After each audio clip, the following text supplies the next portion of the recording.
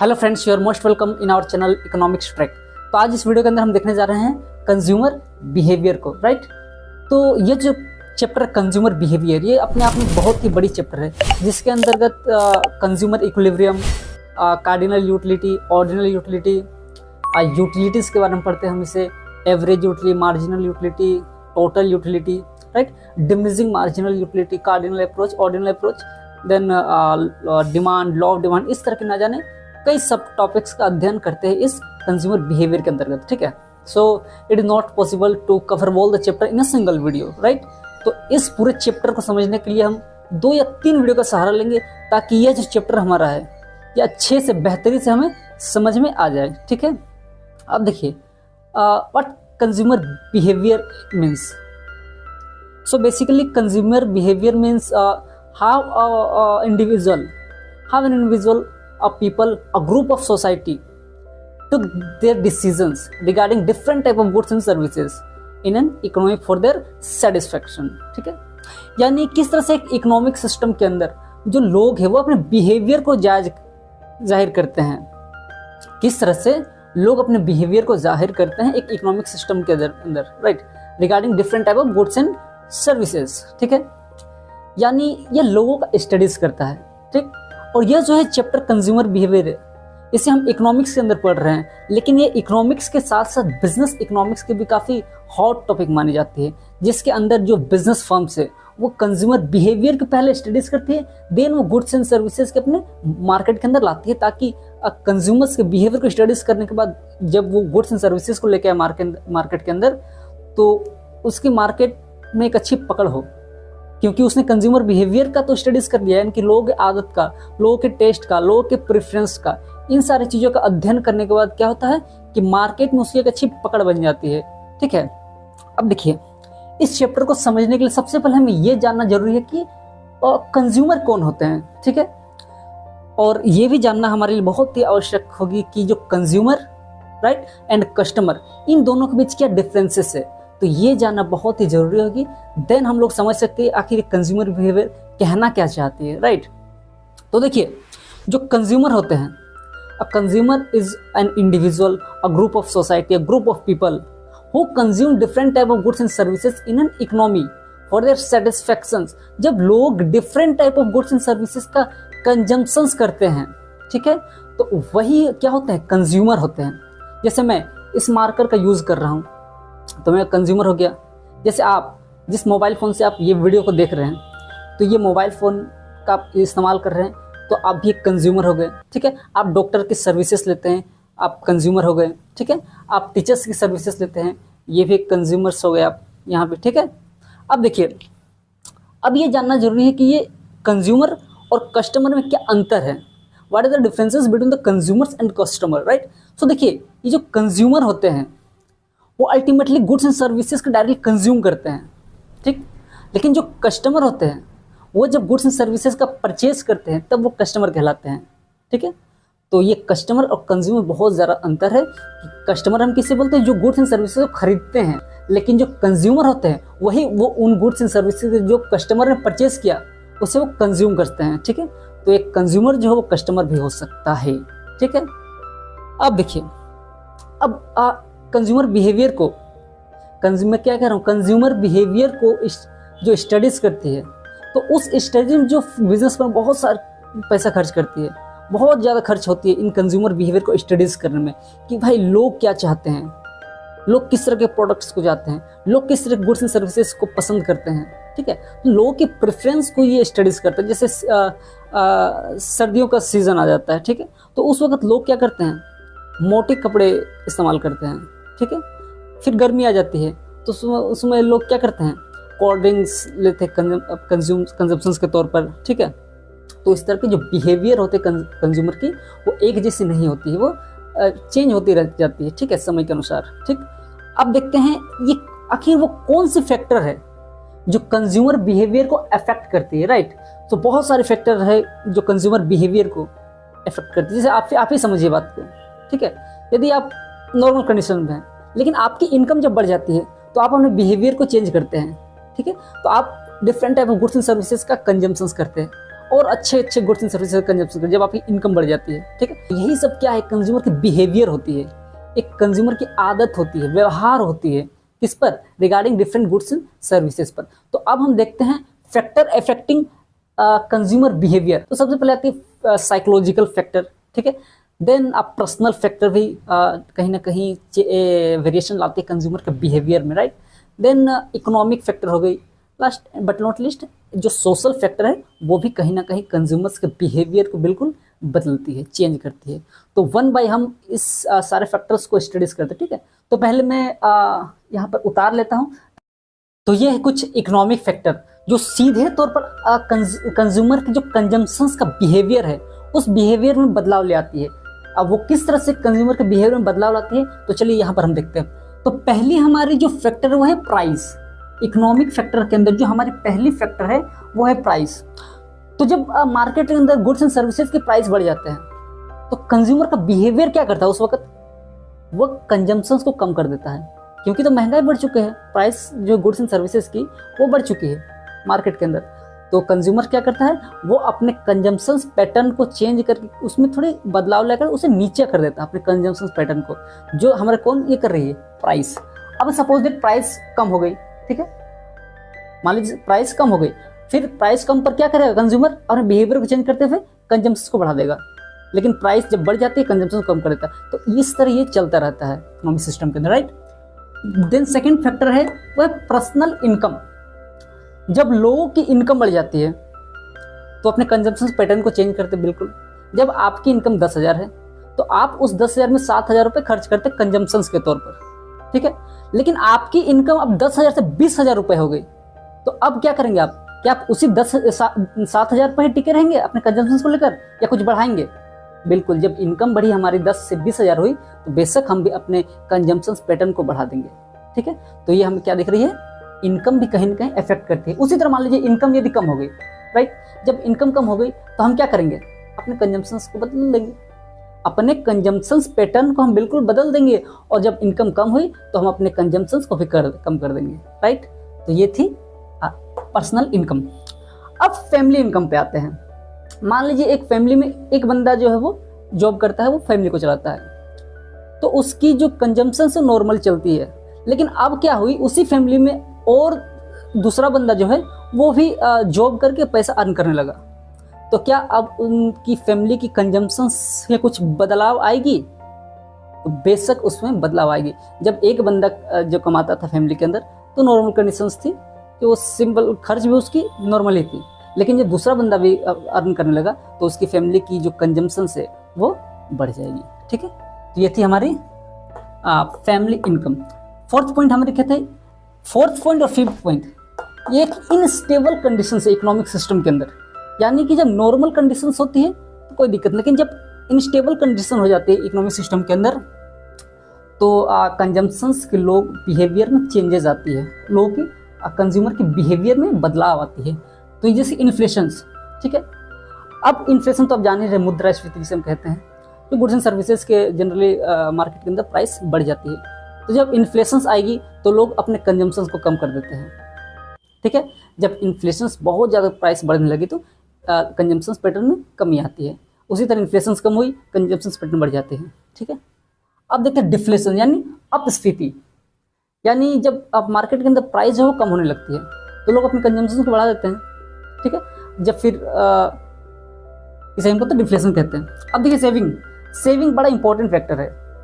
जब लोग अपने सेविंग पर ज़्यादा ध्यान दें, क्योंकि हम जानते हैं कि जो इनकम होती है वो इनकम दो जगह डिवाइड होती है, एक कंजम्पशंस में और दूसरी सेविंग में। तो जब सेविंग ज़्यादा हो जाएगी तो बेशक कंजम्पशंस कम हो जाएगी। जब लोग सेविंग कम कर दे फिर तो कंजम्पशन बढ़ जाएगी। सपोज दैट आप 10,000 रुपये कमाते हैं, ठीक है। अब आप सेविंग के तौर पर 3,000 रुपये सेविंग के तौर पर रखते हैं, ठीक है। अब मैंने क्या कहा कि जो इनकम है वो दो जगह डिवाइड होती है, एक सेविंग में, एक दूसरी कंजम्पशंस में। तो जब आपकी 10,000 रुपये है, 3,000 आप सेविंग करते हैं तो जाहिर है कि 7,000 आप कंजम्पशन करते होंगे। अब जैसे आपने सेविंग को फिर बढ़ा दिया, उसी 10,000 में सेविंग को 3,000 से बढ़ाकर 5,000 कर दिया, तो आपकी कंजम्पशन क्या 5,000 हुई, तो यानी कंजम्पशन कम हो गई। सेविंग बढ़ती है तो कंजम्पशन कम होती है, सेविंग कम होती है तो कंजम्पशन बढ़ती है, राइट। तो ये थी हमारी इकोनॉमिक फैक्टर जो कंज्यूमर्स बिहेवियर को बिल्कुल बदल देती है, राइट।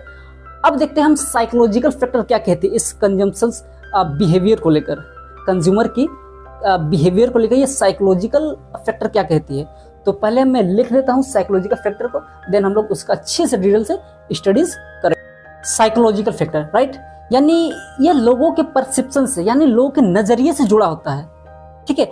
यानी ये बाहरी चीजों से नहीं जुड़ा, तो लोग मन मस्तिष्क में जो चीजों का अध्ययन करते हैं रिगार्डिंग गुड्स एंड सर्विसेज का, वो उसका मन मस्तिष्क में बैठ जाता है कि भाई हमें क्या लेनी है और क्या नहीं लेनी है, किस समय कितनी लेनी है, किस समय कम लेनी है, क्या प्राइस देनी है, तो ये मन मस्तिष्क में बैठ जाता है। वो है साइकोलॉजिकल फैक्टर, राइट। तो साइकोलॉजिकल फैक्टर, पहली फैक्टर वो मोटिवेशन से, यानी हम किसी गुड्स एंड सर्विसेज के लिए मोटिवेट हो जाते हैं तो हमें वो खरीदनी पड़ जाती है, क्योंकि हम अंदर से पूरी मोटिवेट हैं, हम अंदर से अच्छी तरह से मोटिवेट है regarding the particular goods and services, तो हम उस गुड्स एंड सर्विसेज का कंजम्पशन कर रहे हैं। ये भी एक बिहेवियर है कंज्यूमर का बिहेवियर चेंज करने मोटिवेशन का बहुत बड़ा रोल होता है, राइट। सपोज दैट, फिर देखते हैं हम सेकेंड, जो प्रोडक्ट का क्वालिटी है। तो प्रोडक्ट के क्वालिटी जो हमारे मन मस्तिष्क में बैठा कि भाई ये प्रोडक्ट अच्छी है, ये हमें खरीदनी है, इसी को हम अब परचेज करेंगे क्योंकि ये हमें ज़्यादा सेटिस्फेक्शन देगी एज कम्पेयर टू दूसरी प्रोडक्ट, राइट। तो हम अपने मन में मस्तिष्क में बैठा इस प्रोडक्ट की क्वालिटी ऐसी हो सकती है। तो मार्केट के अंदर बहुत सारे ऐसी प्रोडक्ट है जिसका हम आंख बंद करके भरोसा कर सकते हैं कि भाई नहीं, वो प्रोडक्ट मेरे को ज़्यादा सेटिस्फाई कर सकती है क्योंकि वो क्वालिटीज मेंटेन करके चलती है वो प्रोडक्ट, राइट। देन थर्ड जो है पॉइंट है वो है एक्सपीरियंस। हम अपने पास्ट एक्सपीरियंस की वजह से किसी पर्टिकुलर गुड्स एंड सर्विस को नहीं छोड़ना चाहते हैं, ठीक, क्योंकि सपोज दैट कि मैंने पास्ट एक्सपीरियंस मेरी ये कहती कि ये मार्केट बेस्ट है मार्केट के अंदर, तो मैं इसे नहीं त्यागूंगा, मैं इसे ही कंज्यूम करूंगा क्योंकि मेरी पास्ट एक्सपीरियंस अच्छी है, इसे ये मेरे को बहुत सेटिस्फेक्शन दे रही है, तो मैं इसे नहीं छोड़ सकता। तो ये है एक्सपीरियंस, राइट। देन एटीट्यूड, लोगों की जो एटीट्यूड होती है regarding particular goods and services, वो भी कहीं ना कहीं कंज्यूमर बिहेवियर को लेकर चलती है, वो भी कंज्यूमर बिहेवियर को बताती है कि भाई हमारी एटीट्यूड ये है, मैं तो इसे ही परचेस करूंगा। तो ये थी एटीट्यूड, राइट। बिलीफ सिस्टम, तो बिलीफ सिस्टम यानी हम अंधविश्वास हो जाते हैं किसी गुड्स एंड सर्विसेज को रिगार्डिंग, तो हमारी बिलीफ करते नहीं यही मैं खरीदूंगा, मेरे को यही अच्छी लगती है, मेरे को सबसे सेटिस्फाई जो कर सकती है वो यही कर सकती है। तो बिलीफ सिस्टम भी बहुत इंपॉर्टेंट रोल प्ले करती है। तो साइकोलॉजिकल फैक्टर अपने आप में एक बहुत ही बड़ी फैक्टर है जो कि सीधा कंज्यूमर्स बिहेवियर को स्टडीज करती है, राइट। तो ये थे साइकोलॉजिकल फैक्टर। अब देखते हैं हम पर्सनल फैक्टर क्या कहती है। तो पर्सनल फैक्टर को मैं पहले लिख लेता हूं। तो अब देखते हैं हम पर्सनल फैक्टर को कि किस तरह से जो पर्सनल फैक्टर है, पर्सनल फैक्टर किस तरह से जो कंज्यूमर बिहेवियर है उसमें चेंज लेकर आती है, ठीक है। तो पहली पर्सनल फैक्टर में जो पहली पॉइंट है एज, यानी कि different age group have different patterns of consumptions, यानी कि अलग अलग एज ग्रुप की जो कंजम्पशंस पैटर्न होती है वो बिल्कुल अलग होती है। जैसे हम बात करें बच्चों की, तो बच्चों को चाहिए खिलौने चाहिए, बच्चों को रंग बिरंगे कपड़े चाहिए, तो ये क्या है, ये उनकी बिहेवियर है, यही चीज़ उनको चाहिए, ठीक है। तो उनकी जो बच्चे हैं उनकी कंजम्पशंस पैटर्न डिफरेंट होती है। फिर वही बच्चा जब किशोरावस्था में जाता है तो उनकी जो कंजम्पशंस का जो नेचर है उस नेचर में परिवर्तन हो जाता है। जैसे हम बात करें किशोरावस्था की, तो उन्हें क्या चाहिए, उन्हें आउटडोर गेम खेलने के लिए बल्ला चाहिए, उन्हें फुटबॉल चाहिए, ठीक है, तो उन्हें फिर किताबें चाहिए पढ़ने के लिए। तो उनकी जो बिहेवियर है बिल्कुल चेंज हो जाती है एज के अकॉर्डिंग। फिर वही बच्चा जब बूढ़ा हो जाता है तो उस एज में उसे क्या चाहिए, उसे चाहिए धोती चाहिए, उसे कुर्ता चाहिए। तो ये है एज ग्रुप जो कि पर्सनल फैक्टर में आता है, जो सीधे तौर पर कंजम्पशन बिहेवियर को बिल्कुल प्रभावित करता है, राइट। अब देखिए जेंडर, तो जेंडर में हम यदि इस तरह से समझे जेंडर किस तरह से अफेक्ट करता है जो कंजम्पशन बिहेवियर है, जो कंज्यूमर्स का बिहेवियर है उस चीज़ को। तो यदि हम बात करें जो जेंडर है, तो सपोज दैट कि कोई फीमेल, ठीक है, वह जा रही है मार्केट के अंदर शॉपिंग करने के लिए, तो चीज़ों को अच्छे से परखेगी, देखेगी, फिर मोल मोलाय बार्गेनिंग वगैरह चलता रहता है इस तरह सिलसिला। वो चीज़ों की खरीदारी करेगी, चीज़ों में वो आ जाती है उसकी सजावट की चीज़ें, मेकअप की चीज़ें, राइट, ज्वेलरीज वगैरह आ जाती है। तो ये उनकी चॉइस होती है, उनका ये बिहेवियर है विमेन सेक्शंस ऑफ सोसाइटी का। लेकिन जब मेन की बात करें तो वो ज़्यादा समय नहीं देते शॉपिंग वगैरह में, वो जितनी उनकी ज़रूरतें होती है वो खरीद कर वापस घर आ जाते हैं। तो ये एक बिहेवियर है, ये एक नेचर है जेंडर्स का, राइट। अब देखते हैं टेस्ट। सपोज दैट मार्केट के अंदर एक बड़ी ही टेस्टी चीज नई प्रोडक्ट आ गई, ठीक है, फूडी प्रोडक्ट आ गई, तो अब क्या करेंगे, जो लोग उस प्रोडक्ट के लिए की ओर जाएंगे, उस प्रोडक्ट की ओर आकर्षित हो जाएंगे लोग। तो उसमें क्या है, कंजम्पशन में बदलाव आया तो लोगों के, यानी वो क्या कर रहा है, कंज्यूमर्स बिहेवियर को दिखा रहा है कि जब टेस्ट में चेंज आई लोग उस तरफ शिफ्ट हुए, यानी कि अच्छी टेस्ट मिली तो उस तरफ लोग शिफ्ट हो गए। तो क्या है, उनकी बिहेवियर है ये, कोई अच्छी चीज मिलते उनकी ओर अट्रैक्ट हो जाते हैं, ठीक है। फिर अब हैबिट, अब सपोज दैट आप कोई ऐसी चीजों की हैबिट आपको लग गई है जिसे आप छोड़ नहीं सकते। इसी तरह इकोनॉमी के अंदर बहुत सारे ऐसे लोग होते हैं जिनकी कुछ ना कुछ चीजों की हैबिट होती है जिसे वो छोड़ नहीं सकते, त्याग नहीं सकते। वही किस में होती है, गुड्स एंड सर्विसेज में। तो उस वजह से उन गुड्स एंड सर्विसेज का खरीदारी करते हैं, उन गुड्स एंड सर्विस का कंजम्पशन करते हैं जिनकी उनसे हैबिट हो गई है। तो वो भी क्या है, ये भी एक बिहेवियर शो कर रही है, ठीक है। फिर हैबिट हो गई। अब देखिए एजुकेशन, एक एजुकेटेड पर्सन जब चीजों का कंजम्पशन करेगा तो कंजम्पशन करने से पहले वो खरीदेगा उन चीजों का। जब वो उन चीजों का खरीदेगा तो उन चीजों को खरीदने से पहले वो क्या करेगा, बहुत सारी चीजों का परखेगा, देखेगा, समझेगा वो क्या है। पहले वो ब्रांड को देखेगा, प्राइस को देखेगा, राइट। फिर उनकी इंग्रेडिएंट है कि उनके उस पर्टिकुलर प्रोडक्ट किस चीज़ से बनी हुई है, उसके अंदर क्या है क्या नहीं है, इन चीज़ों का अच्छे से स्टडीज करेगा, देन उस चीज़ को वो खरीदेगा। ये भी क्या है, बिहेवियर है, कंज्यूमर की एक बिहेवियर है ये। और एक सपोज एक अनएजुकेटेड पर्सन है, ठीक है, वो क्या करेगा, वो सिंपली जाएगा, उतना शायद वो नहीं देखेगा जितना एक एजुकेटेड पर्सन ने देखा, ठीक है। तो वो उतना देखेगा नहीं देखेगा और उसे सीधा वो परचेज कर लेगा। ये भी क्या है, एक कंज्यूमर्स का क्या है, बिहेवियर है। एजुकेटेड पर्सन्स का बिहेवियर डिफरेंट होता है अनएजुकेटेड से, राइट।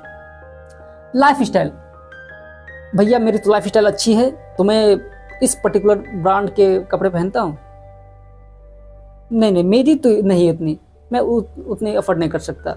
ये क्या एक लाइफ स्टाइल है। लाइफ स्टाइल की वजह से जो कंज्यूमर्स का जो कंजम्पशन का पैटर्न होता है उसमें बदलाव आ जाता है। यही हमें क्या कौन बता रही है, पर्सनल फैक्टर, जो कंज्यूमर्स के बिहेवियर को दर्शा रही है, कंज्यूमर्स के बिहेवियर को दिखा रही कि भाई किस तरह के कंज्यूमर्स के बिहेवियर वो चेंज करता है पर्सनल फैक्टर के अनुसार, ठीक है। तो यह थी पर्सनल फैक्टर। अब देखते हैं हम सोशल फैक्टर को। तो ये है सोशल फैक्टर, राइट।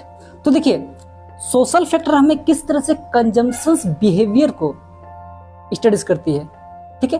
तो जैसे हम कह सके जो पहले हमारे पॉइंट है सोशल बिहेवियर, सोशल फैक्टर में, वह है नेबर, यानी हमारे पड़ोसी किस तरह का रिएक्ट कर रहे हैं अपने कंजम्पशन बिहेवियर को लेकर। तो हम भी शायद उसी तरह का रिएक्शंस करेंगे।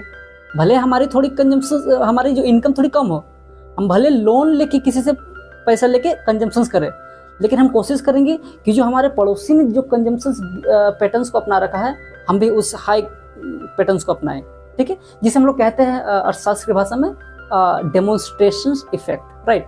तो ये है नेबर, यानी कि हम अपने पड़ोसी का देखा देखी हम अपने कंजम्पशन बिहेवियर को चेंज करें, राइट। देन फैमिली, अब सपोज दैट कि फैमिली बढ़ जाती है, तो क्या जब फैमिली छोटी थी तो कंजम्पशन वही होता था? नहीं, फैमिली बढ़ने से कंजम्पशन पैटर्न चेंज होती है, कंजम्पशन बढ़ जाती है, राइट। फैमिली बढ़ने से कंजम्पशन बढ़ जाता है, फैमिली कम होने से कंजम्पशन कम हो जाती है। तो यह है फैमिली। देन फ्रेंड्स, आप सपोज दैट आप फ्रेंड के साथ कहीं गए हो या फिर आप अकेले, सपोज दैट कि आप अकेले कहीं गए हो, राइट। अब अकेले को तो आपका शायद खर्च कम हो, लेकिन जब फ्रेंड्स सर्कल के साथ गए तो वो फ्रेंड्स ने ये किया, शायद मैं भी वो करूँ। वो फ्रेंड्स मूवी देखने जा रहा है, मैं भी उसके साथ चले जाऊँ। वो फ्रेंड इस टाइप की वॉच ले रहा है, मैं भी बोलूँ। तो ये क्या है, वो कंजम्पशंस को बढ़ाता है, यानी कंजम्पशंस बिहेवियर को कहीं ना कहीं ये दिखा रहा है, राइट। देन है सोशल क्लासेस। देखिए सोसाइटी में डिफरेंट टाइप के क्लासेस होते हैं अकॉर्डिंग टू इनकम, ठीक है, according to their life style. तो जब सोशल क्लासेस जो है वो डिफरेंट टाइप का कंजम्पशंस बिहेवियर को रिएक्ट करें, शायद सोसाइटी और भी क्लासेस उसी कंजम्पशन बिहेवियर को रिएक्ट करेंगे, उसी को अपनाएंगे। तो सोसाइटी में बहुत सारी क्लासेस हैं, जो एक हाई क्लासेस होती है, एक मिडिल क्लासेस, लोअर क्लासेस होती है। तो सब कोई कोशिश करें कि वो हाई क्लासेस को देखें और उस तक पहुंचने की कोशिश करेंगे। तो ये है social classes. Then role model, अब आपने आपका कोई favourite role model, just suppose that कि आप शाहरुख खान को बड़ा पसंद करते हैं, तो वो आपको हमेशा उसकी मूवी देखने जाते हो, वो आपके लिए रोल मॉडल है।